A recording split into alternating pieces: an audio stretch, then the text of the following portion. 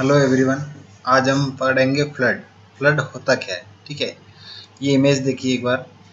Flood जो है इसके अंदर आपको दिखाई दे रहा है कि ये जो एक सिटी है, जो उसका एरिया है जिसके अंदर पूरी तरह वाटर फिल हो चुका है, ठीक है। चारों तरफ पानी भर चुका है, घरों के अंदर भी पानी जा चुका है, ठीक है।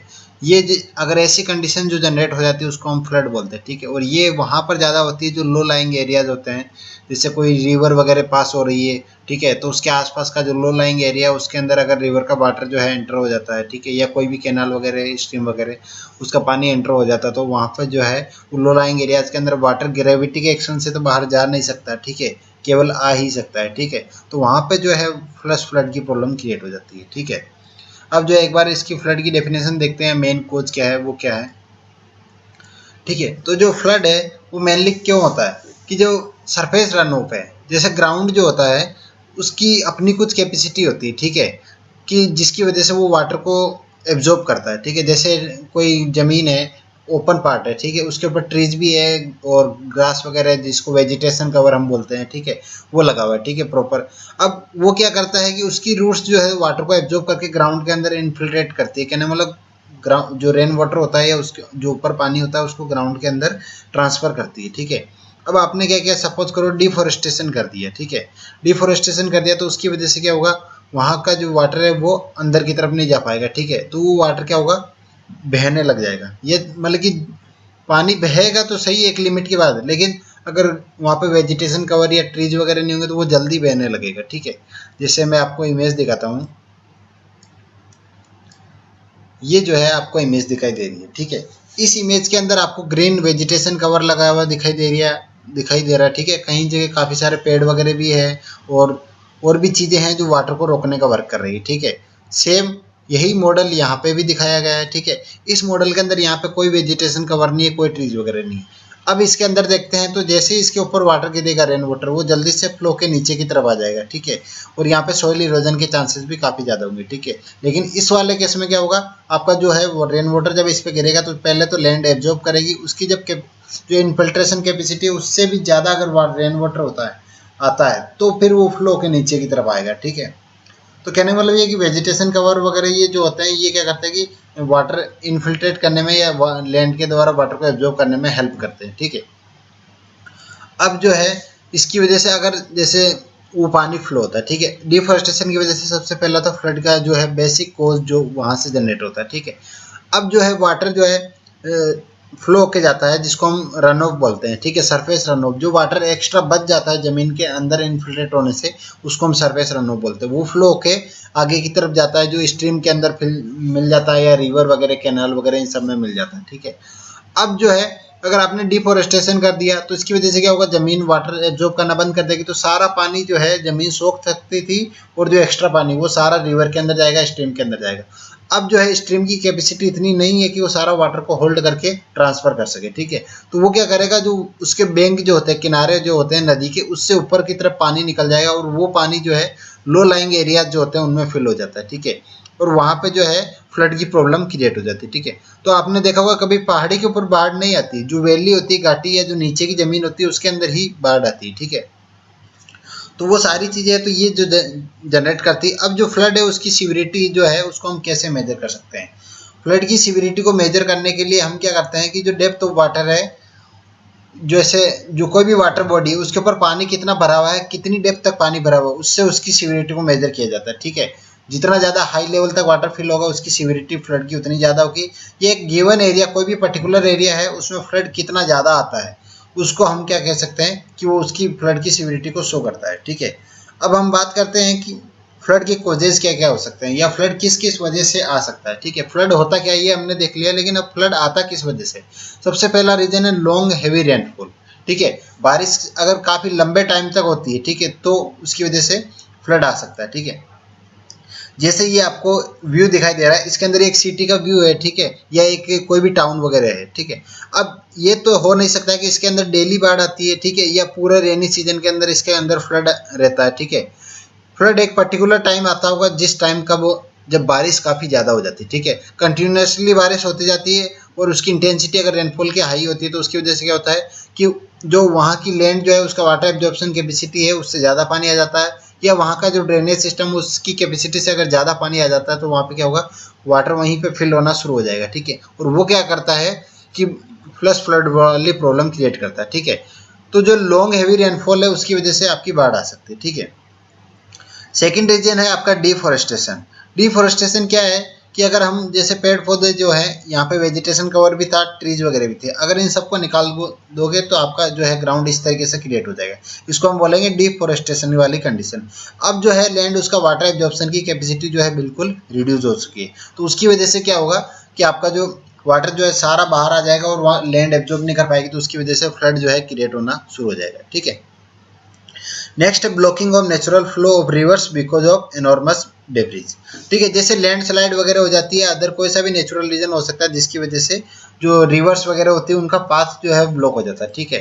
जैसे आपको यहाँ पे दिखाई दे रहा है, ये दोनों तरफ हिल है और बीच के अंदर रिवर है जो है वैली टाइप का है, जिसके अंदर से रिवर फ्लो कर जा रही है, ठीक है। अब अगर लैंडस्लाइड होता है, ठीक है, और आगे लैंडस्लाइड हो चुका है, इस वजह से क्या हुआ कि जो यहाँ वाटर जो है जिस स्ट्रीम के थ्रू जा रहा है वो ब्लॉक हो चुकी है, ठीक है। अब वाटर जो है यहीं पर फिल होना शुरू हो जाएगा, तो जो लो लाइंग एरियाज होते हैं वहाँ पर इस वजह से, या फिर जो कोई भी रिवर वगैरह होती है, जैसे आपने देखा होगा जैसे ड्रेनेज सिस्टम होता है, नाली जो घरों के आसपास बनी हुई होती है, उसमें अगर डस्ट वगैरह या जो वेस्ट अगर जो है उसके अंदर फंस जाता है तो उसकी वजह से वो ओवरफ्लो होकर उसका पानी बाहर निकलना शुरू हो जाता है। सेम कंडीशन जो है वो रिवर के साथ शुरू होती है कि जब लैंडस्लाइड की वजह से या किसी भी वजह से अगर उनकी ब्लॉकिंग हो जाती है तो क्या होता है कि जो वाटर है वो बैंक से ओवरफ्लो के आसपास के जो एरियाज है उनमें कलेक्ट होना शुरू हो जाता है, ठीक है। तो उसकी वजह से भी आपका फ्लड आ सकता है, ठीक है। नेक्स्ट है आपका ह्यूमन एक्टिविटीज। ह्यूमन एक्टिविटीज कौन सी हो सकती है? अर्बनाइजेशन हो सकती है, बिल्डिंग एक्टिविटी हो सकती है, बेराज हो सकता है, रिजर्वायर, एग्रीकल्चर प्रैक्टिस। ये सारी चीजें क्या है जो फ्लड को बढ़ावा देती है। अर्बनाइजेशन कैसे देता है फ्लड को बढ़ावा? कि आपने जो है जमीन जो है पक्की कर दी हर जगह, ठीक है, अपने घर जो है पक्का बना लिया, ठीक है। अगर वहीं पे कच्ची जमीन होती तो उसको वाटर एब्जॉर्ब करने की उसकी कैपेसिटी थी वो अब बंद हो चुकी है, ठीक है। या बिल्डिंग एक्टिविटी, अगर आपने बिल्डिंग बना दी काफी बड़े एरिया में तो वहाँ का जो है पूरा एरिया कवर्ड हो जाता है, तो उसकी वजह से वो वाटर एब्जॉर्ब नहीं कर पाता, ठीक है। बेराज और रिजर्वायर, जो हम बांध वगैरह बनाते हैं वो भी क्या करता है, फ्लश फ्लड वाली प्रॉब्लम क्रिएट करता है। एग्रीकल्चर प्रैक्टिस, जैसे जो जमीन के अंदर पेड़ वगैरह होते हैं हम उन सबको कट करके वहाँ पे एग्रीकल्चर फील्ड तैयार कर देते हैं, तो उसकी वजह से अब जो वाटर की जो है जो लैंड है उसका वाटर एब्जॉर्प्शन कैपेसिटी वो काफ़ी रिड्यूस कम हो जाती है या रिड्यूस हो जाती है, तो उसकी वजह से फ्लड की प्रॉब्लम क्रिएट होती है, ठीक है। अदर कोजेज जो है साइक्लोन है, टाइड है, स्टॉर्म सर्ज है, ये सारे जो है कोस्टल एरियाज के अंदर जनरली जो आते हैं, साइक्लोन, टाइड और स्टॉर्म सर्ज, ये सारे कहाँ पर आते हैं, कोस्टल एरिया के अंदर, ठीक है। या अगर कहीं जो एरिया उसकी पर्टिकुलर टोपोग्राफी इसी तरीके की है तो उसकी वजह से वहाँ पे फ्लड ज़्यादा आता है, ठीक है। या सेडिमेंट डिपोजिशन हो जाता है या रिवर की सिल्टिंग हो जाती है, ठीक है। सिल्टिंग का मतलब क्या है, जो छोटे छोटे पार्टिकल्स होते हैं, जैसे जो हिली एरिया जो होते हैं, माउंटेन एरिया, वहाँ से अगर रिवर आपकी निकल कर आती है, ठीक है, तो वहाँ पर जो सॉइल इरोजन होता है तो वहाँ से जो मिट्टी टूटती है, रॉक वगैरह टूटती है, उनकी जो मिट्टी होती है वो क्या करती है, नदी में पानी के साथ फ्लो होती जाती है, ठीक है। लेकिन जैसे ही पानी की स्पीड कम होती है तो उसकी वजह से क्या हो सकता है कि वो मिट्टी वहीं पर धीरे धीरे जमना शुरू हो जाती है, इस तरीके से वहाँ पे सिल्टिंग हो जाती है, जो रिवर है उसके अंदर सेडिमेंट डिपोजिशन हो जाता है, तो वो रिवर ब्लॉक हो जाती है, वो फ्लड की प्रॉब्लम क्रिएट करती है, ठीक है। या अगर जैसे टेम्परेचर रैपिडली इंक्रीज होता है तो जो स्नो होती है वो हाई स्पीड से मेल्ट होती है, तो उसकी वजह से भी फ्लड जो है वो क्रिएट हो सकता है, ठीक है। अब फ्लड के इफेक्ट क्या क्या है वो देखते हैं, ठीक है। फ्लड की वजह से जो है ड्रिंकिंग वाटर की शॉर्टेज हो जाती है और फूड वगैरह की शॉर्टेज हो जाती है, क्योंकि उनकी सप्लाई जो है कम्प्लीटली बंद हो जाती है, ठीक है। ग्राउंड और जो पाइप वाटर है वो कंटेमिनेंट हो सकता है, ठीक है। ग्राउंड वाटर जो होता है या फिर ओपन सोर्स होता है उसके अंदर जो फ्लड का वाटर है वो मिक्स हो जाता है, और फ्लड का वाटर जो है कम्प्लीटली प्योर नहीं होता, क्योंकि उसके अंदर जो है सिटी के अंदर या जो भी कोई भी पर्टिकुलर एरिया होता है उसके अंदर आसपास जो भी वेस्ट होता है या सीवेज जो होता है वो सारा उसमें मिक्स हो जाता है, तो उसकी वजह से ग्राउंड वाटर और जो ओपन वाटर होता है वो कंटेमिनेंट हो जाता है, ठीक है। या पाइप वाटर, जैसे पाइप कोई भी है जिसके अंदर से लीकेज हो रहा है, अगर लीकेज हो रहा है नॉर्मल कंडीशन में क्या होगा, उससे पानी हमेशा बाहर ही जाएगा, ठीक है। लेकिन अगर फ्लड और बाहर की तरफ पानी भर गया तो वो पानी क्या करेगा, वापस उस लीकेज वाला जो होल है उसके थ्रू एंटर होना शुरू हो जाता है, तो उसकी वजह से जो पाइप वाटर है वो भी कंटेमिनेंट हो जाता है। अब जो है वो पानी की फ्लड वाटर के अंदर काफ़ी सारी जो गंदगी जो होती है, वेस्ट मिला हुआ होता है या सीवेज मिला हुआ होता है, उसकी वजह से इधर उधर बैक्टीरिया वगैरह फैल जाता है, ठीक है। तो उसकी वजह से वाटर बोर्न डिजीज वहाँ पर फैलना शुरू हो जाती है, ठीक है। जैसे डायरिया जो है, मलेरिया, ये सारी प्रॉब्लम क्रिएट हो जाती है, ठीक है। और किसी भी पर्टिकुलर एरिया के अंदर अगर लंबे टाइम तक पानी भरा रहता है, ठीक है, तो उसकी वजह से वहाँ पे जो रेलवे लाइन है, बिल्डिंग वगैरह है, रोड्स वगैरह, इलेक्ट्रिक पोल, उन सब को डैमेज होता है, ठीक है। अब जो फ्लड है उसका मिटिगेशन करने का क्या तरीका है, ठीक है, उसको देखते हैं। तो सबसे पहले अपनी बिल्डिंग को जो है एक एलिवेटेड एरिया के ऊपर बनाई जाए, ठीक है। ऐसा नहीं हो कि आप अपनी बिल्डिंग को लो लाइंग एरियाज के अंदर बनाए, जो इसकी वजह से काफ़ी ज़्यादा नुकसान होता है। ये जो सबसे पहले वही बिल्डिंग के अंदर वहाँ पे फ्लश की, वो जो फ्लश फ्लड की प्रॉब्लम है उसको फेस करनी पड़ेगी, ठीक है। नेक्स्ट है रेजर्वोयर। जो रेजर्वोयर है वो उस तरीके, जो जैसे आपने सुना होगा कि समर जो टाइम होता है, जैसे अभी चल रहा, तो जो भाखड़ा नागल बांध है या कोई सा भी जो आपके आसपास डैम होता है उन सबको खाली किया जाता है बारिश के पानी से आने से पहले, ठीक है।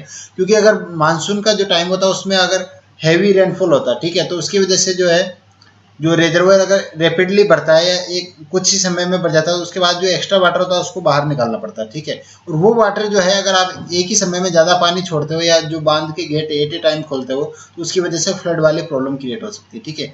जैसे अभी लास्ट ईयर हमने सुना था केरला के अंदर अंदर फ्लड जो आया था, पेरियार रिवर थी उसके ऊपर जो बांध बना हुआ था, तो केरला वालों ने बोला कि बांध को एट ए टाइम खोल दिया गया और उसकी वजह से हमारे यहाँ पे जो फ्लड की प्रॉब्लम क्रिएट हो गई, ठीक है। और केरला के अंदर मेन फ्लड का एक रीजन ये भी था कि वहाँ पे डिफॉरेस्टेशन काफ़ी ज़्यादा स्पीड पे हुआ था लास्ट कुछ ईयर्स के अंदर, ठीक है।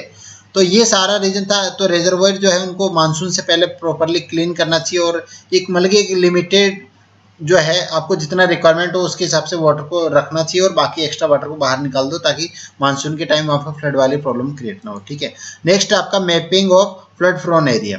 जो फ्लड प्रोन एरिया उनकी मैपिंग करना जरूरी है कि किस एरिया, जैसे पूरी कंट्री की देखते हो तो आप कहाँ पर बाढ़ ज़्यादा आती है। जैसे ब्रह्मपुत्र के आसपास है तो आपके जो असम वाला स्टेट है उसके अंदर काफ़ी ज़्यादा बाढ़ की प्रॉब्लम क्रिएट होती है, ठीक है। या गंगा जिन स्टेट में से पास हो रही है उन स्टेट में जैसे पंजाब है, सॉरी बंगाल है, आपका बिहार है, यूपी है, इनमें बाढ़ की प्रॉब्लम सबसे ज़्यादा क्रिएट होती है, ठीक है। तो ये फ्लड प्रोन एरियाज के अंदर आते हैं, ठीक है। ये एक पर्टिकुलर सिटी की अगर आप बात करते हो तो जो लो लाइंग एरियाज है उसके अंदर जो है फ्लड की प्रॉब्लम क्रिएट हो सकती है, ठीक है। तो वो सारी चीज़ें हमें देखनी पड़ती है, ठीक है। लैंड यूज कंट्रोल आपको बनाना होगा कि जैसे जो बिल्डिंग है, कोई भी जो एरिया है वो पर्टिकुलरली किस तरीके से यूज हो रहा है, ठीक है। अगर वो फ्लड प्रोन एरिया है तो आपको वहाँ पर जो है ये कंस्ट्रक्शन वगैरह या अदर जो एक्टिविटीज होती है उनको परमिट नहीं करना चाहिए, ठीक है। और या फिर कोई भी अगर आप लैंड जो है उसको यूज कर रहे हो, ठीक है, तो ऐसा ना हो कि उसको कम्प्लीटली आप इस तरीके से यूज करोगे उसकी इन्फिल्ट्रेशन कैपेसिटी बिल्कुल जीरो हो जाए, ठीक है। उसकी वजह से फ्लश फ्लड की प्रॉब्लम क्रिएट हो सकती है, ठीक है। ये सारी चीज़ें थी। और जो है हमने कोजेज देखे थे तो इसमें था blockage of natural flow of reverse because of enormous debris, ठीक है। आपने देखा होगा 2012-13 का जो टाइम था, 2012 का जो रेनी सीजन था उसके अंदर जयपुर के अंदर बाढ़ आ गई थी, ठीक है। जयपुर के अंदर वहां पर बाढ़ आने का मेन रीजन क्या था कि जो है नेचुरल फ्लो था वो धीरे धीरे ब्लॉक हो चुका था। जो नाले वगैरह थे बड़े बड़े जो नेचुरल पहले चलते आते थे जिनसे बारिश का पानी जाता था उनको धीरे धीरे अतिक्रमण करके उनको ब्लॉक कर दिया गया था, ठीक है। और जब हैवी रेनफॉल होता है उसकी वजह से वहाँ पे जो है फ्लैश फ्लड की प्रॉब्लम क्रिएट हो गई जो पर्टिकुलर लो लाइंग एरियाज था वहाँ पर, ठीक है। तो इस तरीके की जो है सिचुएशन उनसे हमें बचना चाहिए, ठीक है। अब जो ये फ्लड के लिए कुछ सेफ्टी टिप्स है इसके अंदर ये है कि आपको जो लोकल न्यूज़ है उनको प्रॉपर ध्यान देना चाहिए कि वो न्यूज़ के हिसाब से क्या इन्फॉर्मेशन है वो आपको रखनी चाहिए, ठीक है। ये सारी वो हैं जो फ्लड से पहले की है, बिफोर वाली, ठीक है। उसके बाद में ड्यूरिंग जो बिफोर वाली है उसमें और जो आपको फूड वगैरह ड्रग्स है डॉक्यूमेंट्स, ड्रग्स मीन्स आपको जो दवाई वगैरह रिक्वायरमेंट हो सकती है वो सारी चीज़ें, फूड जो है आपको रिक्वायरमेंट हो वो सारी, और डॉक्यूमेंट्स वगैरह, फ्लैश लाइट और पेट आइटम्स मतलब जो पालतू जानवरों का खाना वगैरह वो सारी चीज़ें आपको साथ में रखनी चाहिए, ठीक है। और तुरंत जैसे अगर फ्लड की अगर आपको न्यूज़ में सुनाई देता तो आपको पर्टिकुलर एक पाथ देखना है कि अगर फ्लड आता तो उस केस में आप उस पाथ को फॉलो करके और वहाँ से इवैक्यूएट हो सकते हो, ठीक है। और अगर जैसे ही फ्लड आने वाला हो तो उससे पहले आप अपने घर को जो है वहाँ से निकल जाना चाहिए। जिस पर्टिकुलर एरिया में फ्लड आने की अगर संभावना है तो वहाँ से बाहर निकल जाना चाहिए, ठीक है। अब जो है फ्लड प्रोन एरियाज के अंदर जैसे कि यूजफुल आइटम्स है कुछ, जैसे आपको लेडर है या फिर रोप है या सैंड बैग्स है, ये सारे रखने चाहिए, ठीक है। तैयार रखो ताकि अगर फ्लड आता है तो आप उससे बच सको आसानी से। अब सैंडबैग किस तरीके से यूज आएगा, जैसे अगर आप घर के अंदर वाटर एंटर करना शुरू कर रहा है, ठीक है, तो आप क्या कर सकते हो वहाँ पे सैंडबैग लगा करके वाटर को एंटर करवाने से रोक सकते हो, ठीक है। रोप जो है वो कहाँ पे हो सकती है, यूज आ सकती है, जैसे कहीं पे भी कोई पर्सन अगर फ्लड के अंदर फंस जाता है, ठीक है, तो आप क्या कर सकते हो रोप को दो किनारों से बांध के उस पर्सन को वहाँ से इवैक्यूएट करने में यूज कर सकते हो, ठीक है। या किसी को अगर फ्लड के अंदर से खींचना हो तो वहाँ से इवैक्यूएट करने के लिए रोप काफ़ी यूजफुल होती है, ठीक है। लेडर जो है अगर हाइयर प्लेस पे आपको जाना है, जैसे कोई भी बिल्डिंग ऐसी है जिसके अंदर जो लेडर है, जो स्टेयर्स है, वहाँ पे पानी भर चुका है जहाँ पे आप जा नहीं सकते, ठीक है, तो आप लेडर की सहायता से एक हायर प्लेस पे जा सकते हो या उसकी रूफ के ऊपर जा सकते हो, ठीक है। या एक बिल्डिंग से दूसरी बिल्डिंग पे जाने के लिए लेडर जो है आपको हॉरिजॉन्टली रख के आप उसको यूज कर सकते हो, ठीक है। अब ड्यूरिंग द फ्लड आपको क्या करना है, अगर आप फ्लड के अंदर फंस चुके हैं तो आपको जो है इलेक्ट्रिसिटी है उसको ऑफ करना है, ठीक है, और जो है गैस है उसको जो है उसके वाल्व जो है उसको क्लोज करना है, ठीक है। इलेक्ट्रिसिटी को ऑफ क्यों करना है, उसको अगर पावर कट कर दोगे तो क्या होगा, कहीं पे भी शॉर्ट सर्किट होने का चांसेस नहीं रहेगा। अगर शॉर्ट सर्किट होता तो उसकी वजह से क्या होगा, या फिर जो है अगर कहीं पे भी वायर शॉर्ट सर्किट होने से आपका जो है वाटर के अंदर करंट आ सकता है और उससे आपकी डेथ हो सकती है, ठीक है। तो जो गैसेज वगैरह वो अगर लीक करते हैं और कहीं पे भी शॉर्ट सर्किट होता है तो उसकी वजह से वहाँ पे एक्सप्लोजन हो सकता है, तो इसलिए उसको बंद करके रखिए, ठीक है। नेक्स्ट जो है आपका कहीं पे भी बारिश के पानी जैसे फ्लड वाटर है तो उस टाइम आपको कहीं पे भी मूव नहीं करना चाहिए, क्योंकि आपने देखा होगा जगह जगह कई बार हम इमेज जो वीडियोस देखते हैं यूट्यूब वगैरह उसमें देखते हैं कि जैसे कोई भी व्हीकल अगर कहीं रोड से पास हो रहा है, ठीक है, और जाते जाते वो अचानक पानी के अंदर गिर गया और वहीं वहीं पे अंदर डूब गया, ठीक है। वो क्यों होता है, कहीं पे भी जैसे मेन होल जो होते हैं सीवर लाइंस वगैरह होती है उनके अगर ढक्कन वगैरह खुले रह जाते हैं तो आपका अगर पैर उसमें गिरता है तो आप अंदर डूब सकते हैं, ठीक है। और वहां पर जो नीचे वेस्ट होता है उसके अंदर आप परमानेंटली मतलब कि आप वापस ऊपर नहीं आ पाओगे, ठीक है, अगर कीचड़ के अंदर पैर वगैरह फंस जाते हैं उसके अंदर आप फंस जाते हो, ठीक है। तो जो फ्लड के टाइम कहीं पे भी मूव नहीं करना चाहिए, क्योंकि कहीं भी ओपन वेल हो सकता है या कहीं पे भी कोई भी मतलब कि मेन होल वगैरह हो सकता है तो उसके अंदर आप गिर सकते हो, ठीक है। नेक्स्ट जो है आपको बारिश के टाइम में कोई हाई ग्राउंड ढूंढना चाहिए जहां पर आप आसानी से रुक सको, ठीक है। नेक्स्ट जो इंस्ट्रक्शंस आपको ऑर्डर वगैरह मिलते हैं उनको प्रॉपर फॉलो करें, और जो अगर आपके पास केटल वगैरह जैसे जो जानवर वगैरह है उनको खोल दें, ठीक है, क्योंकि जानवर जो होते हैं वो तैर सकते हैं, लेकिन अगर आप उनको बांध के रखेंगे तो वो तैर नहीं पाएंगे और उनकी डेथ हो सकती है वहीं डूबने की वजह से, ठीक है। तो उनको केटल को फ्री कर दे, वो तैर कर चले जाएंगे, या फिर आप उनको लीड करके एक सेफ प्लेस के ऊपर ले जा सकते हो, ठीक है। आफ्टर फ्लड क्या कर सकते हैं आप, फ्लड के बाद में आप क्या कर सकते हैं कि वहाँ जो फ्लड वाटर है उसके अंदर स्विमिंग करने की कोशिश ना करें, या वहाँ से आप उसके अंदर एंटर करने की कोशिश ना करें। क्यों, क्योंकि जो उसके अंदर फ्लड वाटर के अंदर काफ़ी सारे बैक्टीरिया वेस्ट जो है मिक्स हो जाता है, उसकी वजह से उसके अंदर बैक्टीरिया वगैरह एंटर हो जाते हैं। वो बैक्टीरिया जो है वो क्या करते हैं, बीमारी जो है क्रिएट करते हैं, तो आपकी स्किन के ऊपर अगर वो टच होते हैं तो उससे आपको प्रॉब्लम हो सकती है, ठीक है, या कोई भी डिजीज हो सकती है। पावर लाइंस जो होती है उनसे दूर रहें, ठीक है, उनको टच नहीं करें, क्योंकि उनकी वजह से जो है वाटर के अंदर हो सकता है करंट आ रहा हो तो आपको प्रॉब्लम हो सकती है, ठीक है।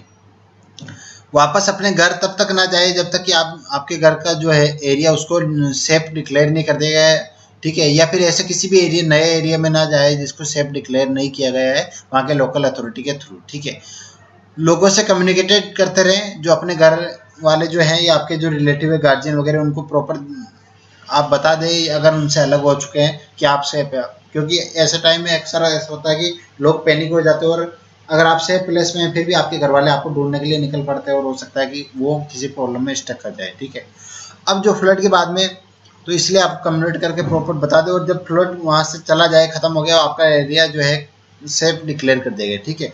उसके बाद में जो चीज़ें हैं उनको डिसइंफेक्ट करें और प्रॉपर क्लीन करें आपके घर को, क्योंकि जो है बैक्टीरियाज वगैरह वो वहाँ पे प्रेजेंट होता है तो वो डिजीज वगैरह फैला सकते हैं। ओके, तो ये सारी जो चीज़ें थी वो फ्लड क्यों होता है, फ्लड किस वजह से आता है, या उसके क्या इफेक्ट हो सकता है, कैसे मिटिगेट कर सकते हैं, या कैसे हम सेफ्टी जो टिप्स होते हैं उनको यूज करके उससे बच सकते हैं, ठीक है। तो ये सारी चीज़ों को ध्यान रखना चाहिए। ओके।